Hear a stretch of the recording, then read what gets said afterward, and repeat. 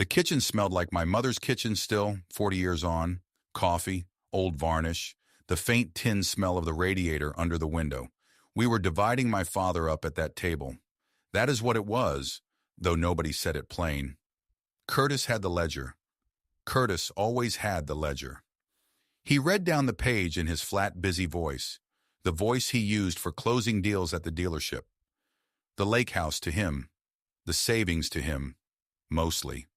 A few pieces of my mother's jewelry to Adele. And then he came to the last line, and he smiled the way he smiles when he thinks he is being generous. "You always liked tinkering," he said. "Take the garage." The room chuckled. Sharon, his wife, chuckled into her cup. Even Adele looked down at the table. I nodded. I reached out and took the shop key off the ring my father had carried for 57 years, and I put it in my pocket. None of them remembered what our father had locked in that garage before he died. But I am getting ahead of myself. My name is Gordon Alcott. I am 68 years old, retired, a widower. I live in a small city in southern Indiana, where the river fog sits on the streets until 9 in the morning, and everybody pretends family trouble stops at the property line. I spent 40 years as a tool and die machinist. 4 decades of making metal do exactly what it was told. I can still read a worn part with my thumb in the dark. I can still lift a cylinder head and walk it across a shop without setting it down. My hands are big and marked, and they do not shake. The trade built this body, and the trade kept it. What got smaller over the years was not me.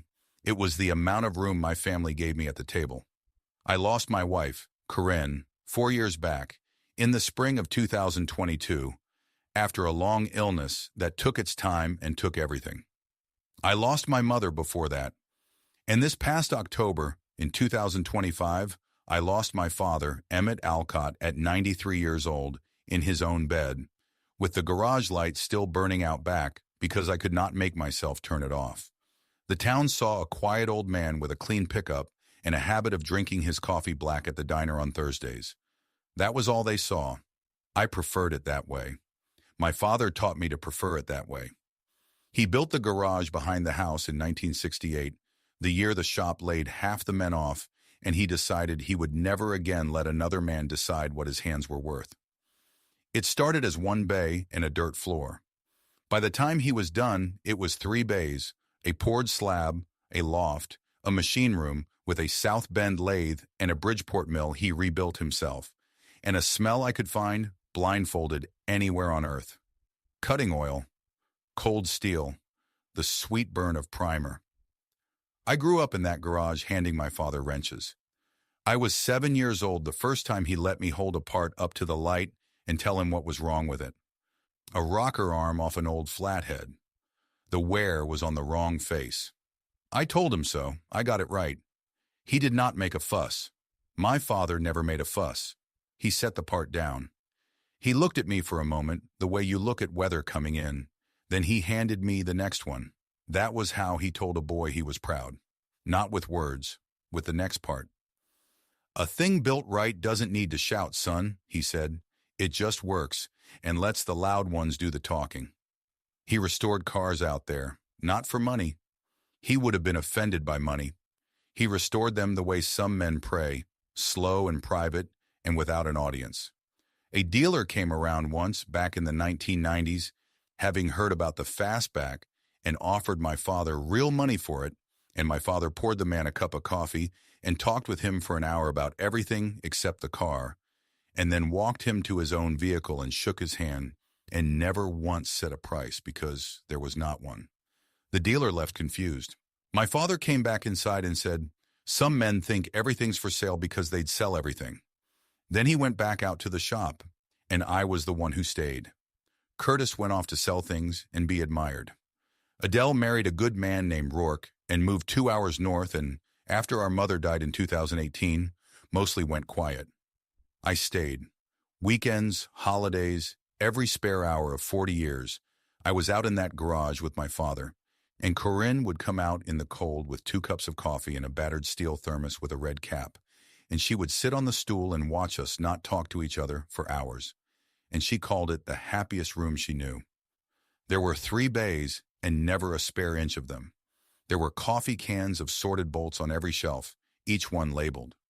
There was a wood stove my father fed with cutoffs in the winter, and the loft where he kept the parts too good to cut up, and a radio that only ever played the ball game. Corinne knitted out there some nights. Danny took his first steps across that slab.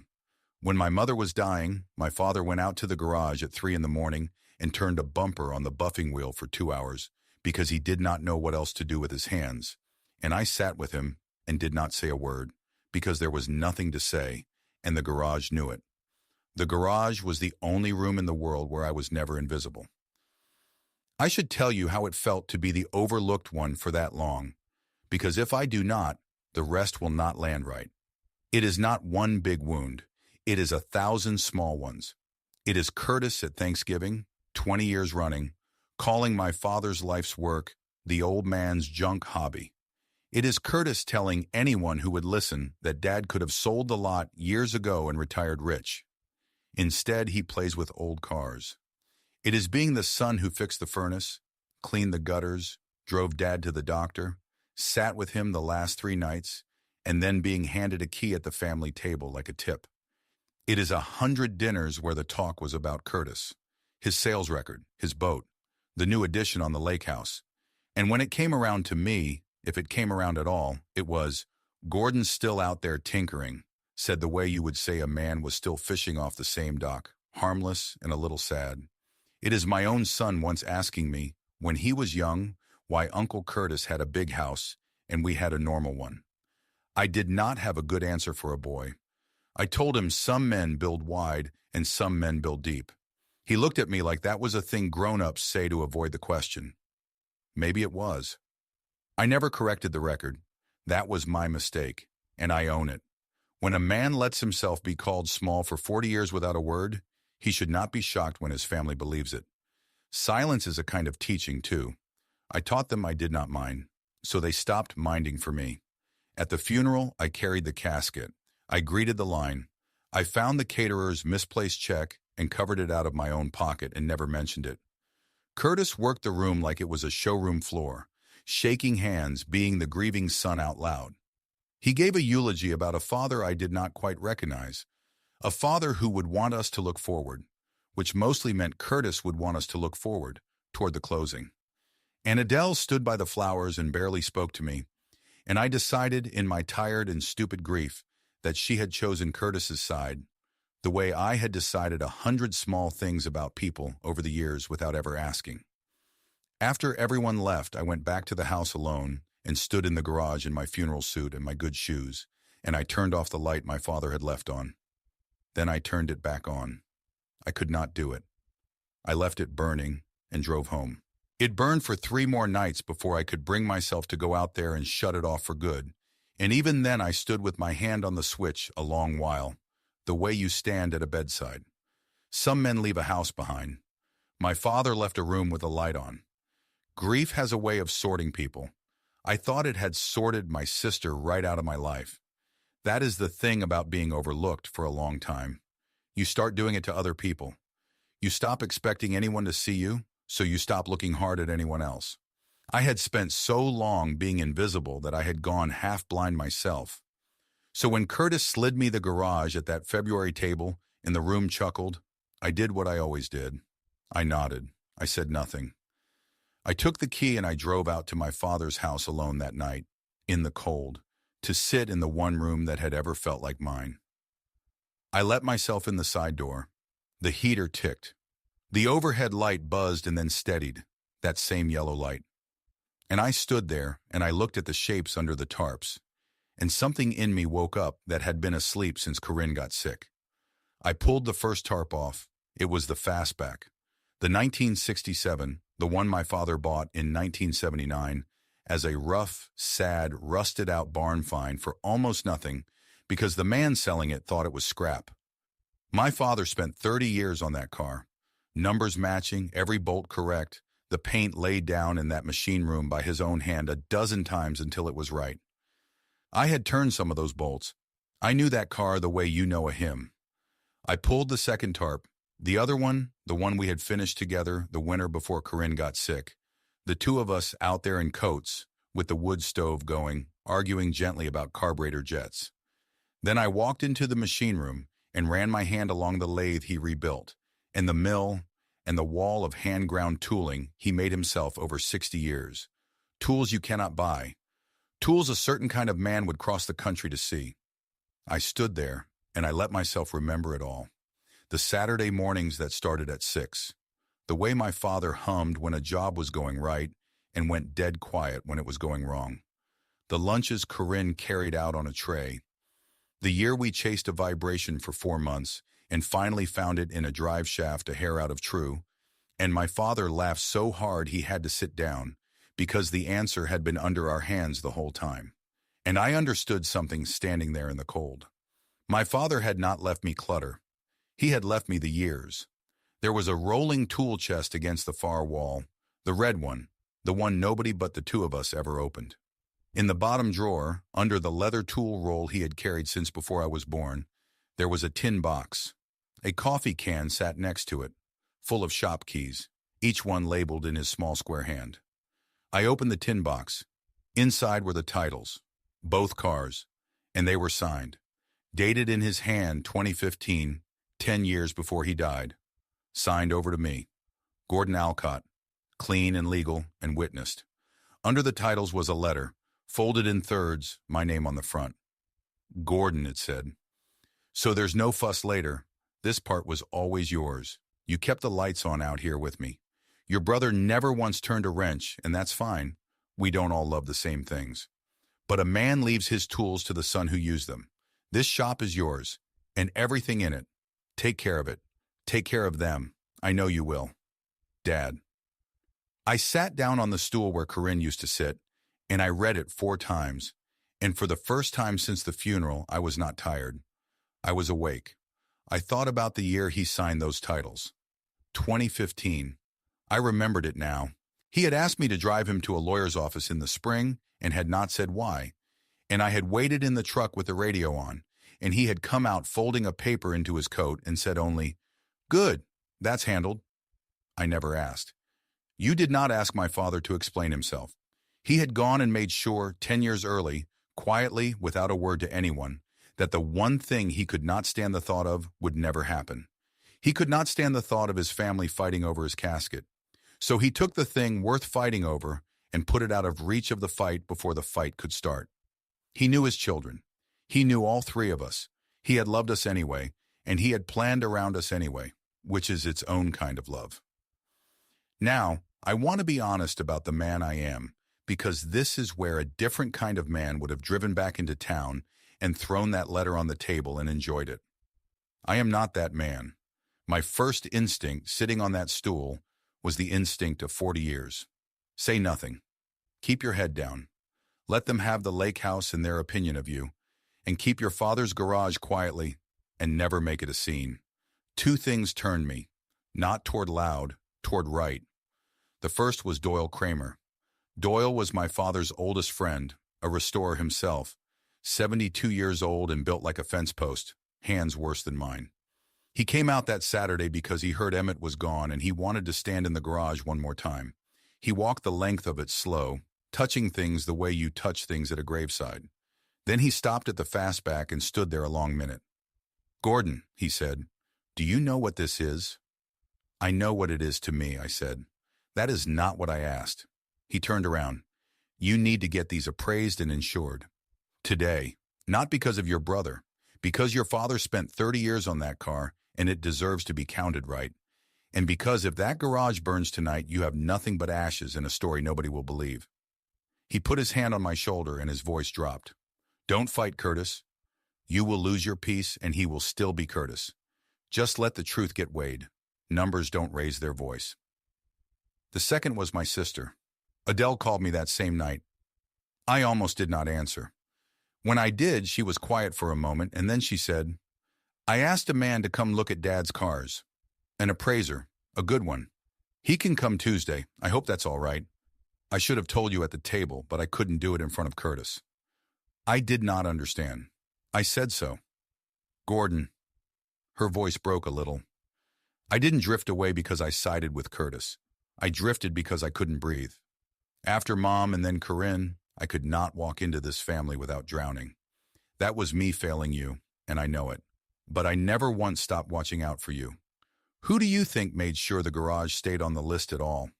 Curtis wanted to lump it in with the house and let a junk hauler clear it. I fought him. I told him you should have it. I made it look like charity so he'd let it go. I knew what was in there. Dad told me. He told me years ago. I stood in my kitchen and I could not speak.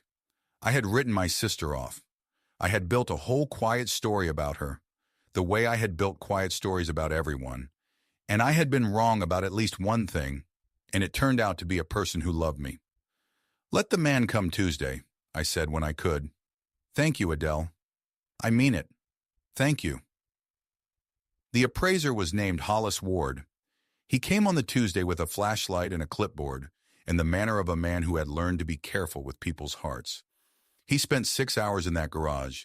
He crawled under the cars. He read the stampings with a jeweler's loop. He photographed the machine room like it was a chapel. He asked me for the provenance, and I gave him my father's build books, 40 years of them, every part logged in that small square hand. He kept stopping. That is the thing I remember. A man that experience does not stop much, and he kept stopping. He would find a detail, a correct date code, a factory marking most restorers fake, and my father had chased down the real one, and he would go still and shake his head and write something down. Most cars like this, he told me, near the end, wiping his hands on a rag. The story falls apart when you look close. A wrong bolt, a repop panel, somebody's lie. This one gets better the closer you look. I have not seen many like it. Your father was not playing, Mr. Alcott. Your father was a craftsman keeping his own quiet counsel. I would like to shake his hand. You would have had to catch him between jobs, I said. It was a narrow window. He smiled at that. Then he went back to work. I organized the rest while he worked, because that is how I think. Titles, the gift letters, the old bills of sale, the insurance riders my father had let lapse, foolishly, out of pride. I read up nights on what I did not know, which was most of it. Gifted property and estate property are not the same thing. A titled asset signed and dated and handed over while a man is alive is not sitting in his estate for anyone to divide. My father had not given me those cars at that table in February. He had given them to me in 2015 and left the paper to prove it. And all Curtis had divided at that table was a lake house and some money that were never mine to begin with. I did not build a scheme. I want that understood. I built a folder. Gail Prentice walked me through it at her office, plain as a roadmap. Property a man gives away while he is alive, with a signed and dated title, is a gift, and it is done. It leaves his hands the day he signs.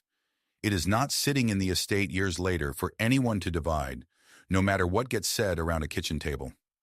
The estate is only what a man still owns the morning he dies. My father, the morning he died, did not own those cars. He had not owned them for 10 years. He owned a house and a lake place and some money, and those got divided in February, and Curtis had taken the larger part with both hands. Your father did you a real kindness here, Gail said, tapping the file. Most people wait too long, or they never do it at all, and the family tears itself apart in probate. He did it early, he did it clean, and he wrote you a letter besides. I have practiced this law for a long time. I do not see it done this well very often. He was a careful man, I said. He was a loving one, she said. The careful was how it showed. Meanwhile, Curtis got loud, the way Curtis gets loud when a thing is not moving on his schedule. The text started. Sell it, split the money from the lot. Stop being sentimental, Gordy. Then he drove out one evening and found me sweeping the garage floor and stood in the doorway with his hands in his coat pockets and looked at the cars like they were bags of leaves. It's a garage full of old iron, he said. Don't make this weird. We clear it, we list the house, we all move on. Dad wouldn't want you living out here like a hermit with his junk. He called it iron, I said to no one after he left. He kept calling it iron. He had no idea what iron can be worth when a good man spends his life on it. Hollis Ward called me on the Thursday with his number. He asked me, gently, to sit down before he said it. I told him I was sitting. I was not. I sat.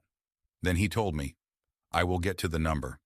Let me tell it the way it happened, because the number is not the point. The point is what the number did to a room. Curtis called a family meeting for that Friday at the house. To finalize, he said, to get the garage emptied so the listing could go up over the weekend. He had a realtor's paperwork and a dumpster scheduled for Monday. He told everyone to come. He had no idea he was setting the table for his own reckoning. That is the part I still find kind in a way. He built the room himself. We all came. Curtis and Sharon, Adele, me. Curtis had the realtor's folder open and a pen out before I had my coat off. "Let's just get the garage emptied so we can sell," he said. "Gordon, you can keep a couple of tools for memory's sake. That's fine, but we need it cleared." Adele looked at me. I nodded. She had asked Hollis Ward to come at 4 o'clock. He knocked at 4 o'clock exactly, in a pressed shirt with a leather folder of his own. Curtis frowned at him. "Who's this?" "This is Mr. Ward," Adele said. "He's an appraiser. Dad's cars have been appraised. Curtis, before you list anything, you need to hear the number." Curtis rolled his eyes, the way he had rolled his eyes at that garage his whole life. "Fine. What's the junk worth? 2 grand? 5? Hollis Ward opened his folder. He is a careful man, and he did not gloat, and I have always respected him for it. "The contents of that garage," he said, "appraise at $1.4 million. The 1967 Fastback alone I have valued conservatively at $850,000. The second car and the machine tool collection make up the rest. This is one of the finest privately restored collections I have inspected in 20 years. Silence. The real kind. The kind that has a weight to it. Sharon set down her coffee cup very slowly, as if it had gotten heavy. Curtis's face did a thing I had never seen it do. His mouth opened, and nothing came out. He looked at the appraiser. He looked at me. He looked at the folder again like the number might rearrange itself into something smaller. I want to tell you I felt triumphant. I did not. I felt my father in the room. I felt every Thanksgiving where his life got called a hobby, every dinner where the talk went around me, and I felt all of it settle, not into anger, into something quieter and heavier and more like grief. Because he was not there to see it. Because the only man who should have heard that number was the man who earned it, and he was 10 months in the ground, and no appraisal reaches that far. The clock over the stove ticked. My mother's clock, nobody moved. "That's," he said, "that's not. That can't be right." "It's right," Hollis said quietly. "I stake my name on it." Nobody chuckled this time, and then I did the thing I had come to do. I took my father's tin box out of my coat, and I set the titles on the table. Both of them, signed, dated 2015, my name on each one. "Dad gave me the cars 10 years ago," I said. My voice did not rise. It did not need to. "They were never in the estate, Curtis. There was nothing at that table in February to divide but the house and the money, and you took those. This part was always mine." He wrote it down so there'd be no fuss. For once, the quiet in that room belonged to me. Then Curtis did what I knew he would do, because a man like my brother does not fall quietly. He grabs. "We're reopening the division," he said, and his voice found itself again hard now. "This changes everything. You can't just walk off with $1 million. That's not fair to the rest of us. Dad wasn't in his right mind in 2015. I'll get a lawyer." "Get one," I said. "I already talked to mine." I had. Her name was Gail Prentice, an estate attorney 2 streets from the diner, and she had looked at my father's paperwork the way Hollis looked at the Fastback, slow and expert and unhurried. On the Monday after that Friday, Curtis did hire someone, and the 2 lawyers spoke, and it was over almost before it began. "You can contest it," Gail told Curtis's lawyer, and she told me she said it kindly because there was no reason not to. "You will lose, and it will cost your client a great deal to lose. These vehicles were gifted, signed, dated, and titled 10 years before Mr. Alcott passed. There is a doctor's note in the file from that same year attesting he was sharp as a tack. These were never estate assets. Your client already received the estate. He received the larger share of it, in fact. There is nothing here to reopen." There it was. Not a scheme. Not a scene. Just the truth, weighed exactly as Doyle said. Numbers do not raise their voice, and neither, it turns out, does a signed title. Now here is where a different kind of story would end. The brother crushed. The old man triumphant. The lake house sold out from under Curtis for spite. That is not the story my father raised me to tell, and it is not the one Corinne would have let me tell, because I could have crushed him. I want you to know that I could have. Gail told me there was a path where I pressed, where I made Curtis pay my legal costs, where I let the whole town know exactly what my brother had tried to do at our father's kitchen table. I sat with that for a night. I sat on the stool in the garage where Corinne used to sit, and I asked her out loud the way I still do what she thought. I already knew she would have hated it, so would Dad. A thing built right doesn't need to shout, he used to say. I had a life's worth of proof that he was correct. So I called Curtis, not his lawyer, Curtis.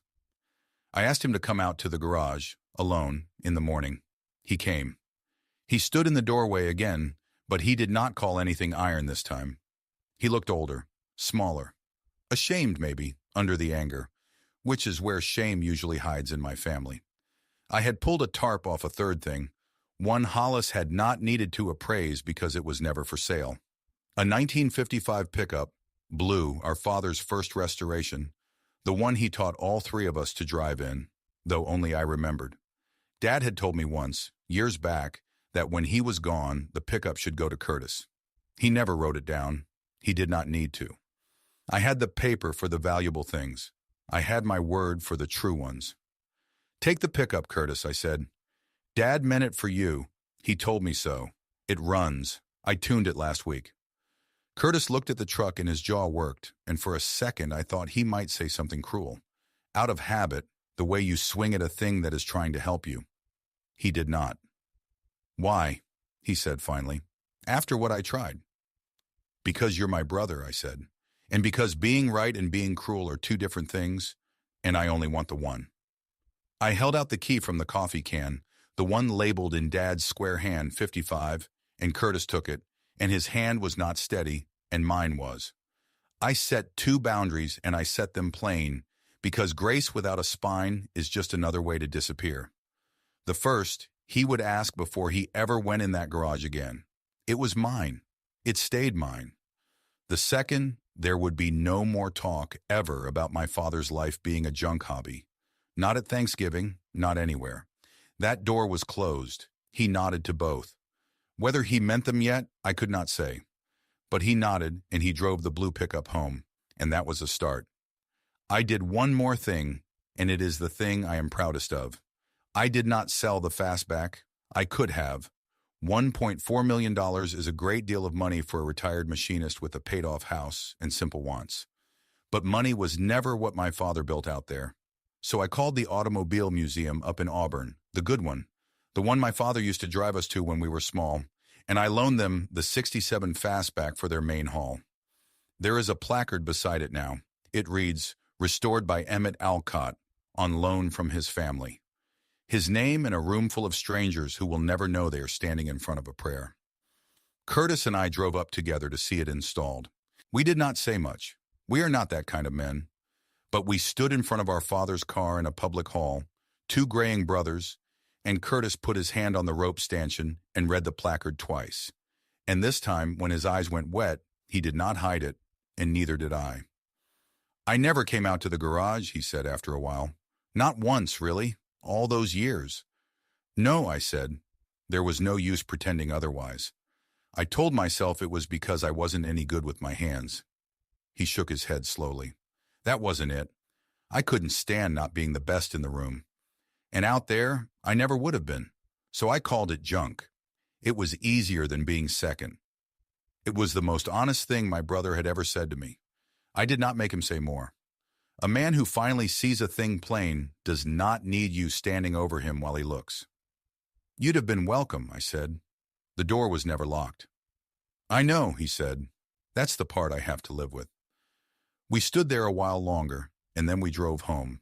And the drive was easier than the drive up, the way things get after a man finally sets something down he has carried too long. The healing did not come all at once. It came the way spring comes to southern Indiana, in fits, cold snaps, and false starts, and then one morning you realize the doors have been open for a week. Adele started coming down on Saturdays. She would show up with 2 coffees, the way Corinne used to, and she would sit on the stool and hand me the wrong wrench on purpose to make me laugh.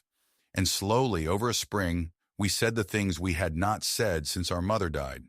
She told me about the drowning years, about how after Mom went, every family gathering felt like a room filling with water, and how the only way she knew to keep breathing was to stop coming. She told me she had watched me from a distance the whole time and hated herself for not knowing how to come closer. I told her about the invisible ones, about 40 years of being the tinkerer, about how I had built a quiet little courtroom in my own head and convicted her of a crime she never committed. We were both just trying to survive the same house, she said. We were, I said. I'm sorry I stopped looking for you. I'm sorry I gave you a reason to, she said. We were two people who had loved the same man in the same house and somehow never found each other in the middle of it. And we found each other now, late, out in the garage with the doors open. He'd like this, she said one afternoon, both of us under the hood of the second car. Us out here, the doors open. He would, I said, and he would have. My son Danny brought my grandson out in June. Theo is 7 years old, which is the exact age I was when my father first handed me a part and let me tell him what was wrong with it. I stood the boy on a milk crate at the bench, and I handed him a wrench, and I asked him to hand it back to me. And he handed me the wrong one, and then, watching my face, he handed me the right one. 3 generations of the same small ritual, in the same yellow light, in a room a good man built with his hands, so that his children would always have somewhere they could not be made small. Theo asked me whose cars they were.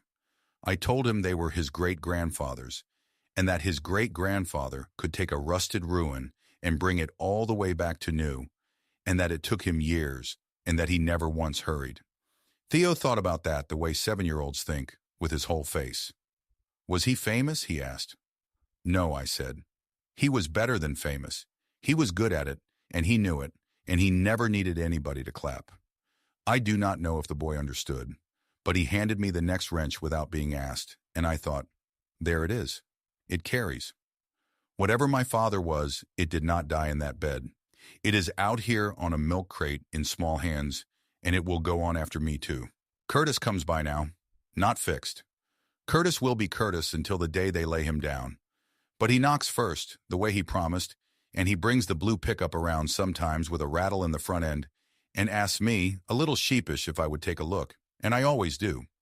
Last month he stood in the doorway and watched me work for a while, and then he said, Dad was better at this than I ever gave him credit for. It was not an apology. In my family, it was the whole ocean. The lake house sold. Curtis kept the money and it was his, and I never begrudged him $1 of it. He got the estate, I got the garage, I got the better end of that deal, and it was never even close. The garage is still a working shop.